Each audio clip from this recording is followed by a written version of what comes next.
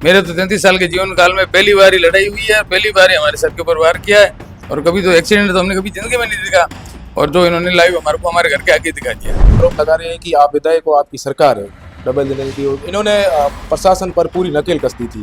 प्रशासन के लोगों को ये कहा गया था पहले कि आप उनकी पैरवी मत करना, ऐसी कोई बात हुई थी? हम तो जैसलमेर के लोगों को यही कहेंगे कि इस टाइप के गुंडा प्रवृत्ति के, चाहे कोई भी कास्ट बिरादरी से हो, उससे कोई बिलोंग नहीं रखता है। अपन जैसलमेर के सब एक वासी हैं, सब एक परिवार के हैं। अपने इस शांत माहौल को और आके ऐसा भयपूर्वक बनाना माहौल को। भवानी सिंह है, उन्होंने कुछ दिन पूर्व उन्होंने कहा कि उनकी ऑफिस में हमें बुलाया, फिर ये कहा कि 20% जो राशि है वो हमें दी जाए। कभी इसमें क्या सच्चाई है? जब उनको मैंने 20% का अगर बोल दिया है तो मैं गाड़ी वालों के साथ क्यों जाता? एक सोचने का विषय, अगर मेरे को पता है कि मेरा 20% मार्जिन आ रहा है तो 80% अगर उनका भी इंक्लूड हो जाए तो 20 तो मेरा भी होगा ना। तो मैं कभी गाड़ी वालों के साथ नहीं जाता। और ये सब बातें एकदम। पश्चिमी राजस्थान के जैसलमेर में लगातार रॉयल्टी के विवाद को लेकर मामला चल रहा है। कल शाम को रॉयल्टी के ठेकेदार राजू सिंह, जो रॉयल्टी का कॉन्ट्रैक्टर है, उसने अपनी ओर से प्रतिक्रिया दी और कहा कि जैसलमेर विधायक के पुत्र द्वारा मेरे से पैसे मांगे जा रहे हैं। मैं इस समय जैसलमेर के जवाहर चिकित्सालय में हूँ। मेरे साथ में भवानी सिंह भाटी है, जैसलमेर विधायक के पुत्र है। आपको ये भी बता दूं कि जैसलमेर के जो वर्तमान विधायक है, ये तीसरी बार विधायक बने हैं। इनके परिवार में लगातार तीसरी बार विधायक के आना यह तय करता है कि जैसलमेर की जनता में इनके ऊपर वो आशीर्वाद दिया है। अगर इस तरीके की गलतियां पूर्व में होती तो मैं नहीं, पूरी जैसलमेर की जनता कह रही है कि वो तीसरी बार विधायक नहीं बनते। मेरे साथ में भवानी सिंह है, उनसे इस पूरे मामले को लेकर हम जानेंगे कि आखिर ये घटना उस दिन क्यों हुई और इनके ऊपर जो आरोप लगे हैं उनमें क्या सत्यता है। सबसे पहले भवानी सिंह ये बताइए, पूरा मामला कैसे हुआ?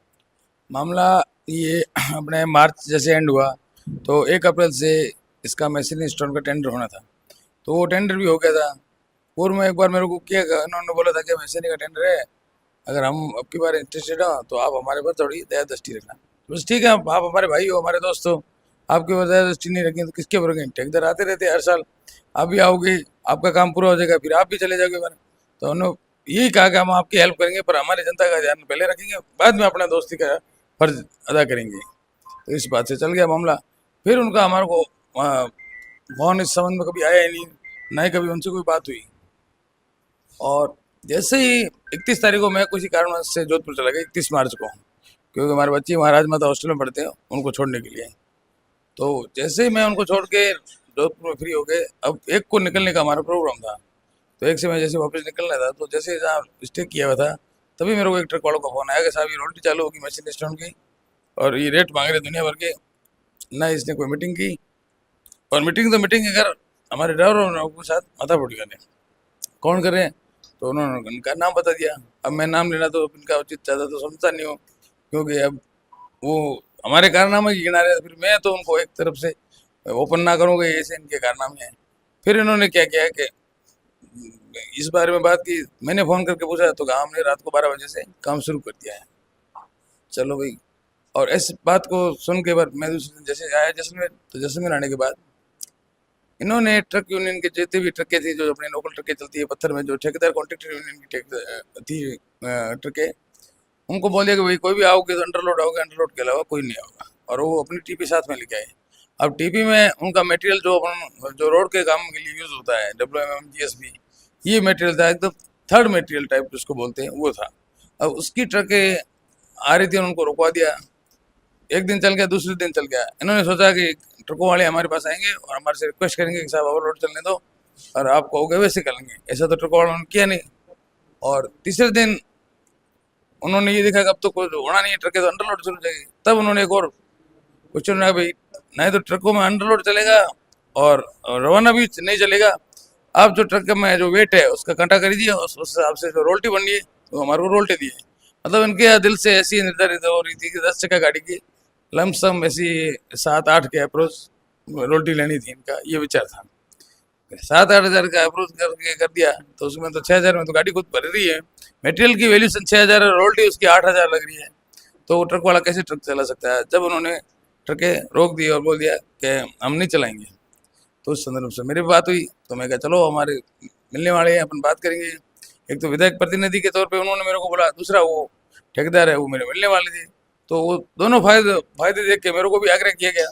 तब मैं वहाँ गया और जाने से पहले देखा कि एक बोल्टर का बड़ा हुआ गाड़ी खड़ा है, उसको पूछा पूछा तो उन्होंने मना कर दिया कि भाई पैसे है तो बात करो, नहीं है तो रवाना हो जाओ। रवाना होने का बोला तो हमारा भी थोड़ा सा लगा कि यार ये हमारे एरिया में हमारे स्थान पे आकर हमारे ऊपर से दादागिरी कर रहे हैं और अदर पर्सन कर रहे हैं। अगर वो कॉन्ट्रेक्टर खुद करता था तो फिर भी अपना समझा था कि बड़े भाई ये कर दिया तो कोई बात नहीं, अपन जैसे जैसे उसको एडजस्ट कर लेते। और ये बात करके रवाना होने का इशारा करने लगे इंग्लिश में, और वो साउथ फिल्म के स्टाइल में रवाना होने का उंगली से इशारा करने लगे। तो भी हमारा भी थोड़ा लगा यार ये तो गलत बात है। इतना क्या ही नहीं, वो फटाक से उनके तो दो गाड़ियां पोजीशन लेके रखी थी कि ऐसे आएंगे न ऐसे मारेंगे, और एक गाड़ी सामने से गेट पे खड़ी करी थी कि वो उधर से आएगा। तब उनके गाड़ियां में चाबी वाबी लगा के स्टार्ट करने की पोजीशन में, और लड़के वड़के सब सेट किए हुए, कम से कम 40 से 45 आदमी। काला फांडा जो सम रोड का नाका है उसके ऊपर खड़े थे यार, और उससे आगे जहाँ इंडस्ट्री लगी हुई उसके ऊपर इनका दूसरा नाका, दूसरे नाके पे 40 आदमी, वहाँ हमारे ट्रक खड़े हैं। अब आने का टाइम और भी थोड़ा लेट हो जाता, हम भी कोई होते थे ठेकेदार वगैरह को साथ मिले, ड्राइवर लोग का फोन आया कि ये अगले टायर गाड़ी के टायरों का बोल रहे हैं कि अगले टायरों का हवा कर निकाल देते हैं क्योंकि आपके सेट तो आ नहीं रहे हैं, और हवा निकाल देते हैं जब तक हम हमारा खाना वाना खा के वापस आ जाएंगे। ड्राइवर का फोन आया कि ऐसे बोल रहे हैं कि अगर कि आप तो रुको यहाँ पर, और रुकोगे तो फिर आप पीछे अगर चले गए तो उसका क्या गारंटी है। तो हमने बोला कि नहीं जाएंगे। ड्राइवर हमारा ने बोला कि हम नहीं जाएंगे, आप आ जाओ। तो नहीं, ऐसे विश्वास नहीं है आपको, हम टायरों की हवा निकालेंगे। तो हमारा को भी थोड़ा जल्दी जाना पड़ा, और वहाँ जाने का इनकी प्लानिंग ये थी अटैक एक तीर से सारे निशान हो जाए। अगर विधायक प्रतिनिधि अगर विधायक के बेटे को मार देते तो फिर उसके सामने कोई दूसरा लड़ाई करने वाला नहीं, एक आदमी में पूरी जैसलमेर का गेम सेट। फिर वो आके हमारे से झगड़ा पुगड़ा करने लगे और हमारी गाड़ी को डैमेज कर दिया। सर में भी एक ये धारदार हथियार था उससे हमारे ऊपर वार कर दिया, और हमारे सुपरवाइजर के ऊपर कमर के ऊपर पीछे से कोई बेसबॉल का डंडा वंडा ये मार दिया। अब वो कह रहे कि हमारे ऊपर अटैक किया नहीं, ये किया, प्रशासन हमारे पास नहीं आया, ऐसा कोई है ही नहीं, ऐसी कोई बात ही नहीं। और प्रशासन को हम किस लिए लेके जाते हैं, और प्रशासन को फोन किस लिए, हम तो खाली वार्ता करने के लिए तो गए थे, और हम उनसे कौन सा रेट का बारे में बात की या कोई ऐसी कोई बात विवाद हुई, ऐसा तो कोई मैटर ही नहीं हुआ। आपके ऊपर उन्होंने आरोप लगाया है कि विधायक के पुत्र भवानी सिंह है, उन्होंने कुछ दिन पूर्व उन्होंने कहा कि उनकी ऑफिस में हमें बुलाया, फिर ये कहा कि 20% जो राशि है वो हमें दी जाए। कभी इसमें क्या सच्चाई है? देखो कि आरोप लगाना एक सिक्के के दो पहलू है, आरोप प्रत्यारोप। जब उनको मैंने 20% का अगर बोल दिया है तो मैं गाड़ी वालों के साथ क्यों जाता, ये एक सोचने का विषय। अगर मेरे को पता है कि मेरा 20% मार्जिन आ रहा है तो 80% अगर उनका भी इंक्लूड हो जाए तो 20 तो मेरा भी होगा ना, तो मैं कभी गाड़ी वालों के साथ नहीं जाता। और ये सब बातें एकदम उनके द्वारा बनाई हुई है, और ऐसी बना बना के बातों करना एक हमारी छवि को ठेस पहुंचाना, साहब के 10 साल के 20 साल के कार्यकाल को ठेस पहुंचाना, और ऐसी पैसे संबंधी लोग ये चर्चा कर रहे हैं कि जो लोग आपके साथ में मारपीट करने वाले थे वो आले दर्जे के बदमाश, आपराधिक रिकॉर्ड है उनका ठीक नहीं है। लोग मीडिया में कई बार जो बयान है पिछले 3-4 दिन से लगातार ये चल रहा है, वास्तविकता क्या है आपने पता लगाया इस बात का? हाँ बिल्कुल पता लगा है। इनकी जो अभी जो अपने मैसन स्टोन की जो यहाँ लिया हुआ कॉन्ट्रैक्ट, उसका नाम है दुर्गा टिम्बर एंड ग्रेनाइट। वो इनकी फैक्ट्री या खदान है वो जालोर में स्थित है। जालोर में आहोर के एक मनोहर सिंह जी वगैरह अगर उनको कोई था, इनका पुराना झगड़ा था, झगड़े में उनको झगड़ा किया और वो मनोहर सिंह जी ऑफ भी हो गए थे, और 18 से 19 इनके ऊपर मुकदमे भी ऑलरेडी।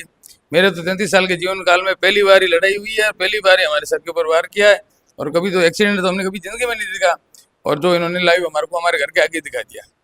आपको नहीं लगता कि पिछले 15-20 साल से आपका परिवार राजनीति में सक्रिय है, कहीं ना कहीं ये इनके पीछे कोई बड़ी मंशा हो सकती है बदनाम करने की? हाँ हो सकता है, हर आदमी चाहत रखता है कि भाई हम भी एमएलए बने, हम भी प्रधान बने, हम भी सरपंच बने, हम भी वार्ड पंच बने। हर आदमी की मनसा होती है, चाहे अमीर हो चाहे गरीब हो सकता है हमारे किसी प्रतिनिधि ने उनको ऐसे गेम बना के रख के भेज दिया हो, क्योंकि हमारे प्रतिनिधि न तो ट्रकों वालों के साथ आ रहे हैं, वो कहाँ है, नहीं तो कुछ रोल में आ रहे हैं। भाई ये ट्रकें तो जैसलमेर की, इससे सरकार का उसका कोई लेना देना। आने में और उनसे बात करने में अगर किसी की समझाइश करनी और किसी ट्रक वाले का अच्छा होता तो वो क्यों नहीं आए, और इनको आगे कुल मिला के जो ये पूरा मामला हुआ है इसमें आपका निजी हित कुछ नहीं था, आपने पब्लिक के लिए ही किया या फिर? साहब मेरी गाड़ियाँ नहीं तो इसमें चलती है जैसलमेर के पत्थर में 2-3 गाड़ियाँ खाली शौक के लिए मैं तो चलाता हूँ। ठीक है, जो टेक्नोलॉजी अपने जैसलमेर बनी है उस टेक्नोलॉजी को डेवलप करनी, उसको सक्सेस करनी, और फिर दूसरे अगर उसको यूज़ करे तो उसमें कभी उनको दिक्कत नहीं आई, वही काम है। और मैं तो हमेशा अपने छोटा मोटा कोई काम होता है उसमें चलाता हूँ, नहीं तो अपने ज़्यादा बस ज़्यादा खड़ी रहती। महीने में ऐसा समझो 15 दिन चलाते, 15 दिन खड़ी रहती है। क्यों खड़ी करने का रीज़न ये है कि ना तो मजदूरी के लिए चला रहे हैं, और ट्रकें अपने शौक के लिए चला रहे हैं और शौक से रहनी चाहिए। और नहीं तो जैसलमेर का अपन पत्थर लोड कर दें, अगर पत्थर जैसलमेर का लोड कर रहे थे, अगर वो उधर हमारे दोस्त ही है तो हमारे को उनसे बात करने के लिए कहाँ जाने की जरूरत है, सामने उसको फोन पे बता देते भाई अपने ट्रक है और वो चलने चाहिए, यही तो बात थी। जैसलमेर की जनता के लिए ये पूरा मामला हुआ, आपके ऊपर रंगदारी के आरोप लगे, आपके ऊपर पैसे मांगने के आरोप लगे। हालांकि आप लंबे समय से, आपका परिवार है वो राजनीति पृष्ठभूमि से है। आप जैसलमेर के लोगों को इस पूरे मामले को लेकर क्या कहना चाहोगे? हम तो जैसलमेर के लोगों को यही कहेंगे कि इस टाइप के गुंडा प्रवृत्ति के, चाहे कोई भी कास्ट बिरादरी से हो, उससे कोई बिलोंग नहीं रखता है। अपन जैसलमेर के सब एक वासी हैं, सब एक परिवार के हैं।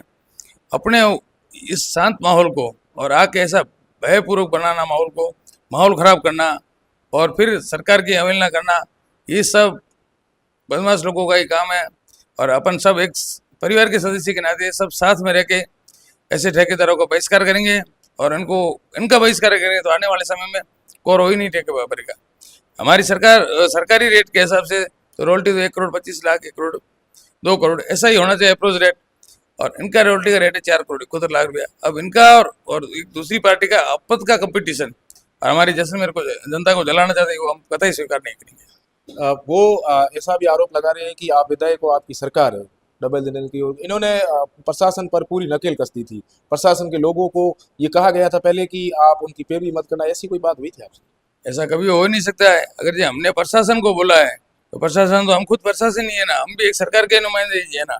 हम प्रशासन को ऐसा कैसे बोल सकेंगे कि आप आना मत, नहीं आना, ऐसा कभी नहीं होते, क्योंकि हम हमेशा शांतपूर्ण वातावरण के इंसान है। बिल्कुल ऐसा भय में रह के काम नहीं तो कभी किया है, नहीं कभी आगे में करेंगे। और प्रशासन को बुलाने का और इनको रोकने का कोई काम था तो वो कॉल डिटेल हमारी चेक कर दी, कोई पुलिस में या कोतवाली में कभी हमारा फोन गया हो तो वो भी पता चल जाएगा। और पुलिस को बुलाया किस लिए? हम तो वार्ता करने के लिए गए थे। हम कौन से 200 आदमी लेके गए थे? अगर 200 आदमी लेके जाते तो फिर प्रशासन की जरूरत नहीं थी। आदमी तो इनके पास थे और 120 आदमी, 130 आदमी लेके आए और फिर कह रहे कि प्रशासन को इन्होंने आने से मना कर दिया। तो प्रशासन को आना बोला कि क्या कर रहे थे? हम तो खाली 15 आदमी तो थे, 15 आगे आपके पास 24 फुल थे, फिर पुलिस वगैरह किसी की जरूरत नहीं थी।